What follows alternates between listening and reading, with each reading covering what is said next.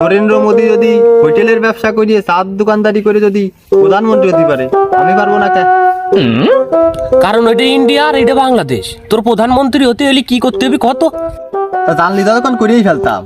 কি হয় তোর আব্বার প্রধানমন্ত্রী হতে হবে, নাই তোর মার প্রধানমন্ত্রী হতে হবে। তাহলে তুই প্রধানমন্ত্রী হতে হবে।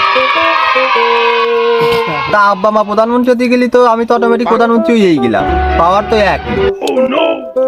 তা তারা যদি প্রধানমন্ত্রী না হয় তা আমি কি এতে হতে পারবো না?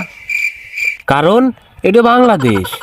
হ্যাঁ, না হ্যাঁ, তাহলে ভবিষ্যতে যেটা বুঝলেন, মানে ভবিষ্যতে ফস করে বড় লোক হওয়ার মূলত মাধ্যম হচ্ছে সরকারি প্রজেক্টের টাকা মেরে খাওয়া।